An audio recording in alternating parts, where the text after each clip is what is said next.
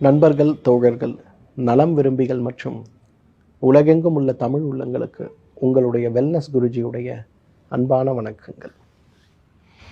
குளிர்காலம் நம்ம எல்லாம் பாடாய்படுத்துறதை பார்க்குறோம். கடுமையான மழை முடிந்த பின் ஏற்படுகின்ற குளிர்காலங்களில் இன்றைக்கு நம்ம வீட்டில் இருக்கக்கூடிய பெரியவர்கள் முதல் குழந்தைகள் வரை அனைவருமே சளி, தீராத சளி, இருமல், வறட்டு இருமல், தொடர்ந்து ஏற்படுகின்ற சளியோடு கூடி இருக்கக்கூடிய இருமலால் அவதிப்படுவதை பார்க்கிறோம். இது ஒரு பக்கம் இருந்தாலும் கூட மற்றும் ஒரு பக்கம் இன்றைக்கு வருடம் முழுவதுமே நுரையீரல் சார்ந்த சிரமங்களாலும் இருமல், சளி தீராத சளியால் அவதிப்படுகிறவர்களுடைய எண்ணிக்கை மிக அதிகமாக இருக்கிறத பார்க்குறோம். இன்றைக்கு சளி தொந்தரவு என்னை விட்டு நீங்குவதே கிடையாதுன்னு ஒரு சாரரும், ஆஸ்துமா நோய் வருடம் முழுவதும் என்னை சிரமப்படுத்துகிறது அப்படின்னு ஒரு சாரரும், இன்றைக்கு நுரையீரலில் எனக்கு மூச்சு விடும்போது கூட மூச்சு முழுமையாக உள் சென்று வருகிறதான் புரியவில்லைன்னு சொல்லுவது ஒரு சாரரும், அமர்ந்திருந்தால் படுத்திருந்தால் எனக்கு எந்த சிரமமும் கிடையாது, ஆனால் நான் நடக்க ஆரம்பித்தாலோ நிற்க ஆரம்பித்தாலோ பேச ஆரம்பித்தாலோ படிக்கட்டுகள் ஏற ஆரம்பித்தாலோ என்னுடைய நுரையீரல் மூச்சு வாங்கியே என்னை கொன்று விடுகிறது. ஒரு 200 அடி நடந்தாலே என்னால் மூச்சு விடுவதில் எனக்கு கடுமையான சிரமம் இருக்கிறது அப்படின்னு சொல்லக்கூடியவர்களும் நிறைய பேர் இருக்கிறத நம்ம பார்க்கிறோம். இது சார்ந்த விஷயங்கள் மருந்துகளை கொண்டுத்தான் இன்றைக்கு தீர்க்க வேண்டும் அப்படிங்கிற ஒரு எண்ணம் நாம் எல்லோருடைய மனதிலும் விதிக்கப்பட்டிருக்கிறத பார்க்கிறோம். ஆனால் உண்மையை சொல்லணும்னா உணவை கொண்டே நாம் ஆரோக்கியமான வாழ்க்கை வாழலாம். தினசரி நம்முடைய உணவில் நாம் செய்யக்கூடிய சிறு சிறு மாற்றங்கள் இன்றைக்கு நுரையீரல் ஆரோக்கியத்தை மேம்படுத்துவது மட்டுமல்ல, அடிக்கடி ஏற்படுகின்ற சளி இருமல் தொந்தரவுக்காக நாம் எடுத்துக்கொள்ளக்கூடிய மருந்துகளுடைய அளவை கூட மிகப்பெரிய அளவில் குறைத்து விடும் அப்படிங்கிற உண்மையை நாம் உணர்ந்து கொள்ள வேண்டும். ஏன்னா இன்றைக்கு குழந்தைகளாகட்டும், இளைஞர்களாகட்டும், இளம்பெண்களாகட்டும், வயதானவர்களாகட்டும், மருத்துவ ஆலோசனையோடு மருந்துகள் எடுப்பது அப்படிங்கிறது இந்த சளி இருமல் சார்ந்த நோய்களில் மிக குறைவாகவே இருக்கிறது பார்க்குறோம்.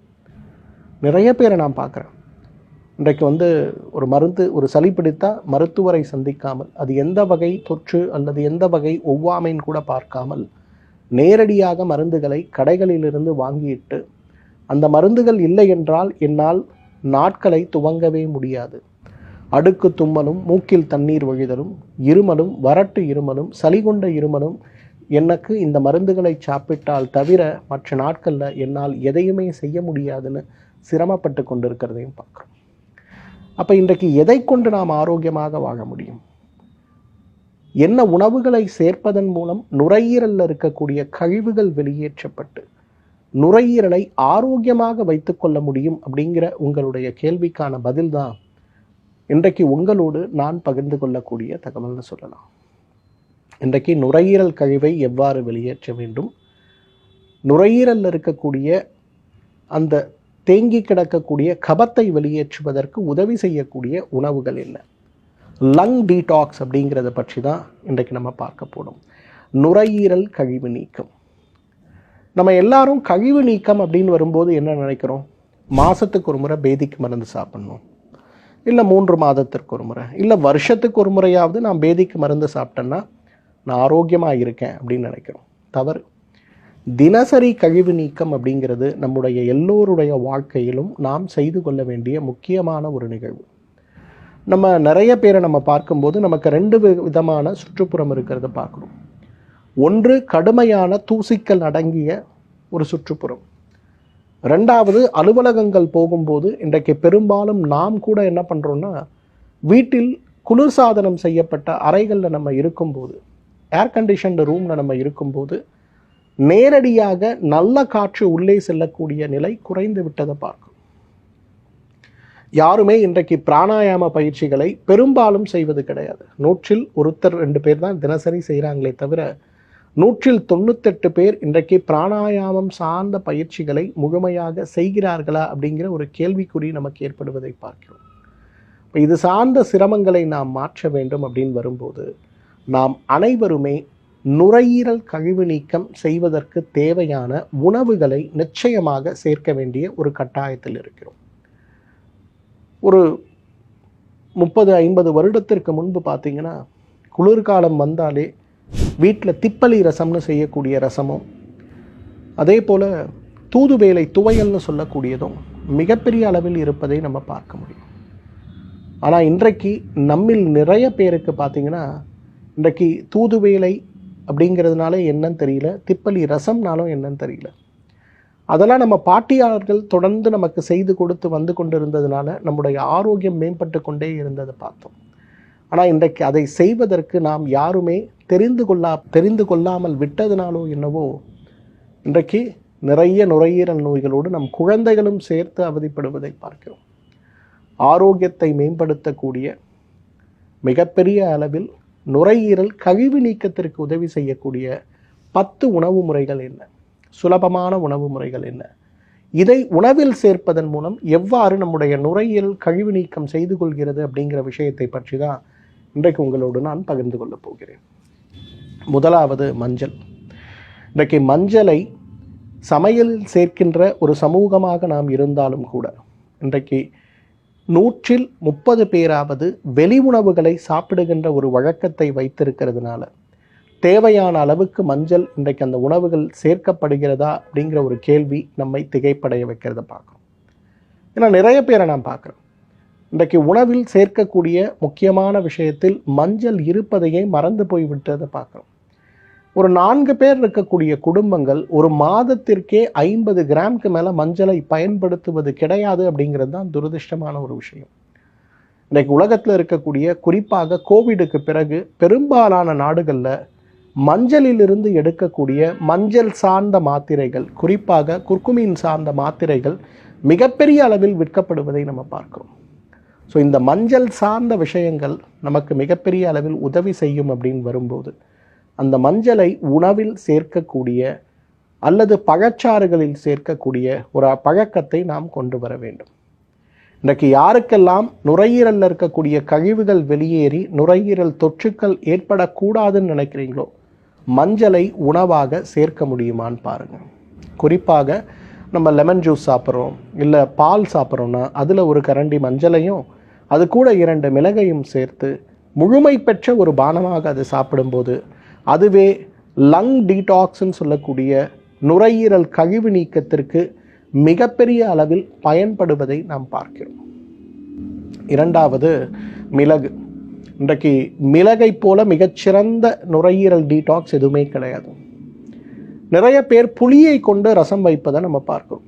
ஆனால் நிறைய குடும்பங்களில் நான் பார்க்குறேன், இன்றைக்கும் பார்த்துருக்கேன், கேரளாவில், கர்நாடகாவில், ஏன் மகாராஷ்டிராவில் கூட சில கிராமங்களில் சில நகரங்களில் நான் பார்க்குறேன், புளியை கொண்டு அங்கே ரசம் இருக்காது, மிளகையும் தக்காளியையும் கொண்டு அங்கே ரசம் இருக்கிறத பார்க்குறோம். ஏன் என்ன காரணம்னு பார்க்கும்போது அந்த இடங்கள்லாம் அதிக குளிர் இருக்கக்கூடிய இடங்களாகவும் சளி தொந்தரவு அதிகமாக இருக்கக்கூடிய இடங்களாகவும் தொற்றுக்கள் அதிகமாக இருக்கக்கூடிய இடங்களாகவும் இருக்கிறதுல கலாச்சார ரீதியாகவே தக்காளியும் மிளகும் சேர்த்து அந்த ரசங்கள் வைக்கும்போது மிகப்பெரிய அளவில் அது நுரையீரலில் சளி சேராமல் தொற்று ஏற்படாமல் நுரையீரலில் இருக்கக்கூடிய கழிவுகள் முழுமையாக வெளியேறுவதற்கு உதவி செய்யக்கூடிய அரும்பொருளாக இருக்கிறத பார்க்குறோம். அந்த வகையில் இன்றைக்கு லங் டீடாக்ஸ்ன்னு சொல்லக்கூடிய நுரையீரல் கழிவு நீக்கத்திற்கு கான்ஷியஸாக நம்ம எல்லாம் மிளகு சேர்க்கணும். நைட்டில் பால் சாப்பிட்றோமா, எப்படி மஞ்சள் கொஞ்சம் சேர்க்குறோமோ அது கூட மிளகையும் கொஞ்சம் சேர்த்து சாப்பிட்ணும். வீட்டில் டீ பண்ணுறீங்களா, 2 மிளகை மட்டும் 2 மிளகை மட்டும் நறுக்கி அதில் போட்டு அந்த டீயை சாப்பிடுங்க. எனக்கு டீ குடிக்கக்கூடிய பழக்கம் இல்லாதவர்கள் நேரடியாக சாப்பிடுகின்ற உணவில் சமையலில் மிளகை சேர்க்க முடியுமான்னு பாருங்கள். இட்லி பொடி அரைக்கும் போது ஒரு 10 மிளகை சேர்த்து அரைங்க. மதிய உணவு நாம் சமைக்கும்போது சாம்பார் ரசமாக இருந்தாலும் கூட அதில் 2 மிளகை போடுவதால் நாம் ஒன்றும் சுவை மாறிவிடுவது போவது கிடையாது. அதை சாப்பிடும்போது உடலுடைய ஆரோக்கியம் மேம்படுவதை பார்க்கலாம். கான்ஷியஸாக மிளகை இன்றைக்கு உணவில் சேர்க்க முடியுமான்னு பாருங்கள். மூன்றாவது பூண்டு. இன்றைக்கு பூண்டு பாலை போல மிகப்பெரிய அளவில் நுரையீரல் கழிவு நீக்கத்திற்கு உதவி செய்யக்கூடிய ஒரு அருமருந்தே இல்லைன்னு சொல்லலாம். ஏன்னா நிறைய பேர் செய்யக்கூடிய மிகப்பெரிய தவறு என்னென்னா, பூண்டை உணவில் சேர்ப்பது கூட குறைத்து விடுறாங்க. பூண்டில் இருக்கக்கூடிய சில வகையான மூலக்கூறுகள் மிகப்பெரிய அளவில் நுரையீரல் ஆரோக்கியத்திற்கு பயன்படுகிறது அப்படிங்கிறது இன்றைக்கு நிரூபிக்கப்பட்ட உண்மை. இப்போ மலை பிரதேசங்களுக்கு நம்ம போகும்போது, குறிப்பாக ஹை ஆட்டிடியூடுன்னு சொல்லக்கூடிய பகுதிகளுக்கெல்லாம் நம்ம போகும்போது அங்கே இருக்கக்கூடிய குறைந்த பிராணவாயு தன்மை அங்கே நுரையீரல் நோய்களை உருவாக்குறத பார்க்குறோம். ஏன்னா நீங்கள் பெரிய தீர்த்த யாத்திரையெல்லாம் போகும்போது, மலை மேலாம் போகும்போது சில இடங்களில் பார்த்தீங்கன்னா நுரையீரல் நோய் கொண்டவர்களையும் இதய நோய் கொண்டவர்களையும் மேலே அனுப்பவே மாட்டாங்க, கீழவே நிறுத்திடுவாங்க. காரணம், ஆக்சிஜன் குறைந்து இருக்கும்போது அது கடுமையான பாதிப்பை உருவாக்கலாம் அப்படிங்கிறதுனால. ஸோ அந்த மாதிரி இருக்கும்போது அந்த இடத்துல நிமோனியா சார்ந்த காய்ச்சல்கள் ஏற்படும் போது அந்த இடத்துல என்ன சிகிச்சை அளித்தாலும் நிமோனியா குறையவில்லை நிறைய பேர் கம்ப்ளைண்ட் பண்ணுவாங்க. அதில் ஒரு அழகான மூலக்கூறு, ஒரு ஆராய்ச்சி, மிகப்பெரிய ஆராய்ச்சி, வெற்றி பெற்ற ஆராய்ச்சி, பூண்டிலிருந்து எடுக்கக்கூடிய ஒரு குறிப்பிட்ட வகையான மூலக்கூறு அதை உள்ளே செலுத்தும் போது மிக வேகமாக நுரையீரல் எடுக்கக்கூடிய பிராணவாயுடைய அளவு அதிகமாகி நுரையீரலில் இருக்கக்கூடிய கழிவுகள் முழுமையாக வெளியேறிவிட்டதை நம்ம பார்த்தோம். இன்றைக்கும் பார்த்தீங்கன்னா ஹை ஆட்டிடியூட்ல இருக்கக்கூடிய பொதுவான எல்லாருக்குமே பூண்டை உணவாக சாப்பிடுகின்ற வழக்கம் அதிகமாக இருக்கும். அதே போல பூண்டை உணவாக சாப்பிடுகின்ற ஒரு வழக்கத்தை நாமும் வைத்து கொள்ளும் போது நுரையீரல் ஆரோக்கியம் மிகப்பெரிய அளவில் மேம்படுவதை பார்க்கலாம். யாரெல்லாம் கோவிட் பெருந்தொற்றால் அவதிப்பட்டு திரும்பி இருக்கிறீர்களோ, யாரெல்லாம் நிமோனியா சார்ந்த காய்ச்சலால் அவதிப்பட்டு திரும்பி இருக்கிறீர்களோ, உங்கள் அனைவருக்குமே இந்த பூண்டு பால் சார்ந்த மருந்தை நாம் எடுக்கும்போது மிகப்பெரிய அளவில் உடல் ஆரோக்கியம் அடைவதை நாம் பார்க்கலாம். பூண்டை கான்ஷியஸாக உணவோடு சேர்க்க முடியுமா பாருங்கள். 4வது இஞ்சி. இஞ்சி சாருடைய பயன்களை பற்றி நான் சொல்ல வேண்டியதே இல்லை. இன்றைக்கு மருந்தாகவே நாம் இஞ்சியை பயன்படுத்துகிறோம். ஆனால் இஞ்சியை உணவாக பயன்படுத்துகிறோமா அப்படிங்கிற ஒரு கேள்வி வரும்போது பெரும்பாலும் இல்லை அப்படிங்கிற பதில் தான் வரதை பார்க்குறோம். இன்றைக்கு செரிக்க முடியாத உணவுகள் மட்டுமல்ல, நுரையீரலில் கட்டி கட்டியாக தேங்கி இருக்கக்கூடிய கழிவுகள் வரை அனைத்தையுமே நீக்கக்கூடிய மிகப்பெரிய அருமருந்து எதுன்னு கேட்டிங்கன்னா இஞ்சி தான். இன்றைக்கு இஞ்சியை சிறு சிறு துகள்களாக நறுக்கி அந்த துகள்களை இன்றைக்கு நாம் சாப்பிடுகின்ற உணவோடு சேர்த்து சாப்பிடும்போது மிகப்பெரிய அளவில் நுரையீரலில் இருக்கக்கூடிய கழிவுகள் வெளியேறுவதை பார்க்கலாம். இந்த கோவிட் பெருந்தொற்று முடிந்த பிறகு கோவிட் நோயினால் பாதிக்கப்பட்டு நிறைய பேர் இன்றைக்கு வறட்டு இருமல் சார்ந்த சிரமங்களால் அவதிப்படுவதை பார்க்கிறோம். இரவு நேரங்களில் குறிப்பாக, பகல் முழுவதும் எனக்கு ஒரு துளி கூட இருமல் கிடையாது சார், ஆனால் இரவு நான் படுத்தேன்னா எப்படின்னே தெரியல, ஒரு மணி நேரம் குத்தி குத்தி குத்தி எனக்கு கடுமையான இருமல் ஏற்பட்டு கடைசியில் ஒரே ஒரு துளி சளி வெளிவந்த பிறகு அந்த இருமல் குறைகிறது. இந்த இருமி சிறுநீர் கூட கழித்து விடக்கூடிய ஒரு சூழல் எனக்கு ஏற்பட்டு இருக்கிறதுன்னு சொல்லக்கூடிய நிறைய பேரை நம்ம பார்க்குறோம் இல்லையா. அந்த வகையில் இருமலை குறைத்து, வறட்டு இருமலை குறைக்கக்கூடிய மிகப்பெரிய மருந்து எதுனா இஞ்சி தான். இரவில் பால் குடிக்கக்கூடிய பழக்கம் இருக்குன்னா ஒரு 50 மில்லி பால் 100 மில்லி தண்ணீர் எடுத்து அதில் இஞ்சி ஒரு 5 கிராம் இட்டு கொதிக்க வைத்து 100 மில்லியாக குறைத்து வடிகட்டி காலை ஒரு வேளை உணவுக்கு முன்பு, மாலை ஒரு வேளை உணவுக்கு முன்பு நாம் எடுத்துக்கொள்ளும் போது மிகப்பெரிய அளவில் அந்த இஞ்சி பால் நம்முடைய ஆரோக்கியத்தை மேம்படுத்தக்கூடிய ஒரு உணவாக இருக்கிறத நம்ம பார்க்கிறோம்.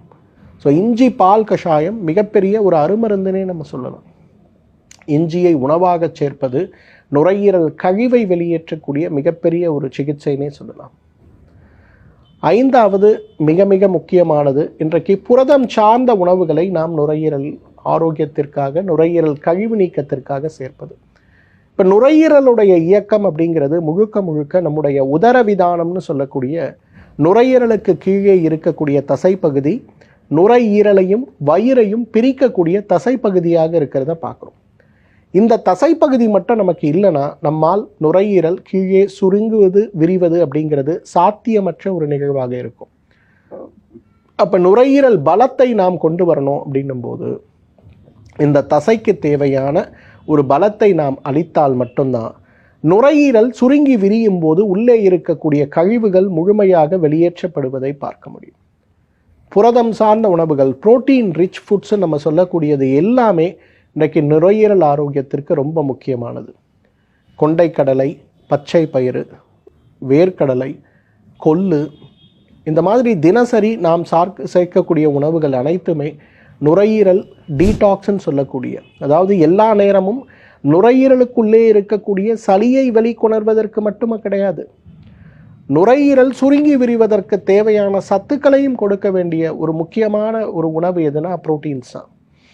இன்றைக்கு ஒரு மனிதன் அவனுடைய 1 கிலோ எடைக்கு 1 கிராம் அளவுக்கு புரதம் சாப்பிடுகின்ற ஒரு வழக்கத்தை வைத்து கொண்டாலே நுரையீரல் சார்ந்த நோய்களற்ற ஒரு ஆரோக்கியமான வாழ்க்கை அவர்களுக்கு கிடைக்கும். நுரையீரல் கழிவு நீக்கம் முழுமையாக நடைபெறுவதற்கு உடலுக்கு தேவையான பலம் கிடைக்கும். இன்னைக்கு ஒரு தொற்று நமக்கு ஏற்படுது, அந்த தொற்று நுரையீரலுக்குள்ளே சென்று ஒரு கழிவாக மாறுகிறது அப்படின்னும் போது அதை இருமி வெளியில் எடுப்பதற்கு தேவையான பலம் இல்லை என்றால் அதை சுற்றி நீர் கோர்த்து கோர்த்து நுரையீரல் முழுவதும் நீர் கோர்த்து சிரமமாக மாறிவிடுவதை பார்க்கிறோம். அப்போ அதை நாம் வெளியேற்ற வேண்டும் அப்படின்னு வரும்போது உள்ளே இருக்கக்கூடிய கழிவாக இருக்கக்கூடியதை இருமி வெளியில் எடுப்பதற்காவது அந்த நுரையீரலுக்கு தசைகளுக்கு சக்தி இருந்தால்தான் அது சாத்தியம் இல்லையா? இதை உருவாக்குவதற்கு மிகப்பெரிய அளவில் உதவி செய்கின்ற ஒரு அருமருந்து எதுன்னு கேட்டிங்கன்னா நிச்சயமாக இந்த புரதங்களை நாம் சொல்லலாம். உணவாக தேவையான அளவு புரதங்களை சேர்க்கக்கூடிய ஒரு வழக்கத்தை நாம் வைத்து கொள்ளும்போது, புரோட்டீன் ரிச் ஃபுட்ஸாக நம்ம சாப்பிடும்போது உடல் ஆரோக்கியம் அடைவதை நம்ம பார்க்க முடியும். ஆறாவது, இன்றைக்கு நாம் உணவாக பயன்படுத்துகின்ற கீரை வகைகளில் இன்றைக்கு கரிசலாங்கண்ணி கீரை. இந்த கரிசலாங்கண்ணி கீரையை போல நுரையீரலில் தேங்கி கிடக்கக்கூடிய கழிவை வெளியேற்றக்கூடிய உணவே கிடையாதுன்னு சொல்லலாம். இன்றைக்கு பொதுவாக கரிசலாங்கண்ணி கீரையுடைய அந்த மருத்துவ குணத்தை சொல்வதற்கு அழகான ஒரு பாடல் உண்டு. பொதுவாக நிறைய பேர் இருமும் போது உள்ளே இருக்கக்கூடிய சளி பச்சை நிறமாக மஞ்சள் நிறமாக ரப்பரை போல துண்டாக வெளியில் வரக்கூடிய அளவுக்கு சளி இருக்குமா? அந்த சளியை காக்கை தூக்கி கொண்டு போய் சாப்பிடுமா? அந்த அளவுக்கு உறுதியான ஒரு சளியாக அது இருக்குது அப்படின்னா அந்த சளி சிமெண்ட் போல நுரையீரல் முழுவதும் பரவி கிடக்கிறதுன்னு அர்த்தம். இந்த பரவி கிடக்கக்கூடிய இந்த சளியை கரைத்து வெளியேற்றுகின்ற வகையில் உதவி செய்யக்கூடிய அருமருந்து எதுனா கரிசலாங்கண்ணி, வெள்ளை கரிசலாங்கண்ணி தான். வெள்ளை கரிசலாங்கண்ணியை வாரம் 2 முறை உணவோடு சாப்பிடுகின்ற ஒரு பழக்கத்தை நாம் வைத்துக் கொள்ளும்போது, உணவாகவே சாப்பிடுகின்ற பழக்கத்தை நாம் வைத்துக் கொள்ளும்போது நுரையீரலில் தேங்கி கிடக்கக்கூடிய அவ்வளவு கழிவுகளும் வெளியேறுவதை பார்க்கலாம். இன்னைக்கு 5 வயதுக்கு மேலே இருக்கக்கூடிய குழந்தைகள் முதல் கொண்டு 100 வயது இருக்கக்கூடிய பெரியவர்கள் வரை, ஆஸ்துமா நோயால் அவதிப்பட்டு கொண்டிருக்கக்கூடிய இளைஞர்கள் இளம்பெண்கள் முதல் கொண்டு, பிரைமரி காம்ப்ளெக்ஸ்ன்னு சொல்லக்கூடிய 2 வயசிலிருந்தே சளி இருமல் சார்ந்த சிரமத்தால் அவதிப்பட்டு கொண்டிருக்கக்கூடிய குழந்தைகள் வரை அனைவரையுமே மாற்றக்கூடிய குணமாக்கக்கூடிய நுரையீரல் கழிவு நீக்கத்தை கொடுத்து நுரையீரல் ஆரோக்கியத்தை மேம்படுத்தக்கூடிய மிக முக்கியமான உணவு எதுன்னு கேட்டிங்கன்னா நிச்சயமாக கரிசலாங்கண்ணி கீரையை நம்ம சொல்ல முடியும். வாரம் 2 முறையாவது கரிசலாங்கண்ணி கீரையை சாப்பிட முடியுமான்னு பாருங்க. வல்லாரை இன்றைக்கு மிகப்பெரிய அளவில் நுரையீரல் தொற்றுக்களை குறைத்து நுரையீரலுடைய ஆரோக்கியத்தை மேம்படுத்தக்கூடிய மிகப்பெரிய மருந்து எதுன்னு பார்த்தீங்கன்னா வல்லாரையை தான் நம்ம சொல்லணும். ஏன்னா வல்லாரையை விட சிறப்பாக இன்றைக்கு நுரையீரல் ஆரோக்கியத்தை மேம்படுத்தக்கூடிய ஒரு அருமருந்து இருக்குன்னா ஒரு கேள்விக்குறி தான். இன்றைக்கு பொதுவாக நுரையீரலை பாதிக்கக்கூடிய 25 வகையான ஒரு கிருமிகள் தொற்றுகள் நம்ம சொல்லக்கூடிய அந்த 25 வகையில் இன்றைக்கு இருக்கக்கூடிய ஆன்டிபயோட்டிக்ஸ் மருந்துகள் பார்த்திங்கன்னா ஒரு 10 வகை ஆல்ரெடி ரெசிஸ்டண்ட் ஆகிடுது. இப்போ மொத்த உலகமே ஒரு 13 வகையான ஆன்டிபயோட்டிக்ஸை வைத்து தான் நம்பிக்கொண்டு வாழ்ந்து கொண்டு இருக்கிறோன்னு வச்சுங்களேன். ஆனால் இந்த 25 வகையான தொற்றுக்களையும் கிருமிகளையும் மாற்றுவதற்கு இயற்கை மருத்துவம் கொடுத்திருக்கின்ற மிகப்பெரிய அருமருந்துகளில் ஒன்று, உணவுகளில் ஒன்று எதுனா வல்லாரை தான். வல்லாரையெல்லாம் இன்றைக்கி மருந்துன்னு சொல்லணும். துரதிர்ஷ்டம், வல்லாரையெல்லாம் உணவு. இன்றைக்கெல்லாம் நம்ம ஒரு 10-20 வருடங்களுக்கு முன்பு போனோன்னா சாலையில் கீரை விற்று கொண்டு வருபவர்களே வல்லாரையை கீரையாக விற்றுட்டு வருவாங்க. அந்த அளவுக்கு பிரபலமாக இருந்தது வல்லாரை. இந்த வல்லாரை வாரம் 1 முறை 2 முறை குடும்பத்தில் குழந்தைகள் இருந்தாங்கன்னா அதை பருப்பிட்டு வேக வைத்து அரைத்து அதில் நெய்யிட்டு உணவாக கொடுக்கக்கூடிய வழக்கம் மிகப்பெரிய அளவில் நம் கலாச்சாரத்தில் இருந்து வந்த வழக்கம் இன்று இழந்து போன வழக்கமாக இருக்கிறது. அந்த வல்லாரையை வாரம் 2 முறை உணவாக நாம் சாப்பிடும்போது உடலுடைய ஆரோக்கியம் மேம்படுவதை நிச்சயமாக நம்ம பார்க்க முடியும். நுரையீரல் சார்ந்த கழிவுகள் வெளியேறுவது, நுரையீரல் சார்ந்த எதிர்ப்பு சக்திகள் அதிகமாவது அனைத்துமே நடைபெறுவதை நம்ம பார்க்கலாம். 8வது, இன்றைக்கு கரிசலாங்கண்ணியும் வல்லாரையும் எவ்வளவு முக்கியமோ அதே போல முருங்கை இன்றைக்கு நுரையீரலுக்கான மிகச்சிறந்த ஒரு உணவு. முருங்கை சாப்பிடும்போது உடலுடைய இரத்த ஓட்டங்கள் இரத்த விருத்திகள் எவ்வாறு நடக்கிறதோ அதே போல உடலுடைய நோய் எதிர்ப்பு சக்தி, குறிப்பாக சாஃப்ட் ஆர்கன்ஸ் நம்ம சொல்லக்கூடிய நுரையீரல், ஈரல், நம்முடைய இதயம், செரிமான மண்டலத்தில் இருக்கக்கூடிய உறுப்புகளுடைய நோய் எதிர்ப்பு சக்தி இயற்கையாகவே அதிகமாகிறது அப்படின்றது ஒரு நிரூபிக்கப்பட்ட உண்மை. அந்த வகையில் இன்றைக்கு முருங்கையை வாரம் ஒரு முறையாவது உணவாக சாப்பிடுகின்ற வழக்கம் வைத்து கொண்டாலே நுரையீரல் கழிவுகள் வெளியேற்றப்பட்டு நுரையீரல் ஆரோக்கியம் மேம்படுவதை நம்ம பார்க்க முடியும். 9வது மிக முக்கியமானது இன்றைக்கு ஆடாத்தோடை. ஆடாத்தோடையை மூலிகையாக நம்ம பார்க்கிறோம். ஆனால் ஆடாத்தோடை இயற்கை மருந்தாகவே நம்ம உணவாகவே பயன்படுத்த வேண்டிய முக்கியமான ஒன்று. இன்றைக்கு நம்முடைய தமிழ் கலாச்சாரம் நம்ம பார்க்கும்போது அறுசுவை உணவு அப்படிங்கிற ஒரு வார்த்தை வருவதை பார்க்கிறோம் இல்லையா? ஏன்னா இன்றைக்கு எத்தனை பேர் அறுசுவை உணவை சாப்பிட்றோம்? இன்றைக்கு கசப்பு யார் சாப்பிட்றா? துவர்ப்பு யார் சாப்பிட்றா? வெறும் புளிப்பு, உப்பு, காரம், இந்த 3 சுவை, அதிகமாக இனிப்பு, இதை தவிர வேறு எதையாவது நம்ம சாப்பிட்றோமா? கிடையாதுன்னு தான் சொல்லும். அந்த வகையில் இந்த ஆடாத்தொடையை சாராக, மூலிகை தீநீராக சாப்பிடுகின்ற ஒரு வழக்கம் இன்றைக்கு நுரையீரல் ஆரோக்கியத்திற்கு ரொம்ப முக்கியமானது. இன்றைக்கு நமக்கே தெரியும், ஆடாத்தொடையை விட சிறப்பாக நுரையீரல் சேர்ந்து கிடக்கக்கூடிய கழிவுகளை நீக்குவதற்கும், ஆடாத்தொடையை விட சிறப்பாக உடலில் ஏற்படுகின்ற தொற்றுக்களை மாற்றுவதற்கும் ஏதேனும் இன்றைக்கு மருந்துகள் இருக்கா அப்படின்றது ஒரு கேள்விக்குறிதான். அந்த வகையில் ஆடாத்தோடை இன்றைக்கு மிகப்பெரிய அளவில் நம் ஆரோக்கியத்தை மேம்படுத்துகின்ற அருமருந்துன்னு சொல்லலாம். இதை ஒரு தீநீராக சாப்பிடுகின்ற வழக்கத்தை வைத்து கொள்ள முடியுமான்னு பார்க்கணும். உள்ளே இருக்கக்கூடிய கழிவுகள் முழுமையாக வெளியேற்ற முடியுமே ஆனால் உடல் ஆரோக்கியம் மேம்படுவதை பார்க்கலாம். கடைசியாக இருந்தாலும் ரொம்ப முக்கியமானது இன்றைக்கு பெருங்காயம். என்ன சார், பெருங்காயம் நுரையீரலுக்கு நல்லதா? மிக மிக நல்லது. 1920வது வருடம், இப்போ எப்படி நம்ம ஒரு கோவிட் நோயால் பாதிக்கப்பட்டோமோ, அந்த ஒரு 100 வருடத்திற்கு முன்பு ஏற்பட்ட ஒரு ஃப்ளூ மிகப்பெரிய அளவில் உலகத்தில் பெரிய அளவில் இன்னைக்கு உயிரிழப்பை ஏற்படுத்திய ஒரு நோயின்னு சொல்லலாம். இந்த நோய் ஏற்படும் போது மிகப்பெரிய அளவில் அனைவரையுமே அந்த காலத்தில் காப்பாற்றிய ரொம்ப முக்கியமான ஒரு மூலிகை, ஒரு பொருள் எதுன்னு கேட்டிங்கன்னா பெருங்காயம் தான். அமெரிக்காவில் ஒரு இடத்துல ஒரு பெருங்காய ஃபேக்ட்ரி இருந்தது.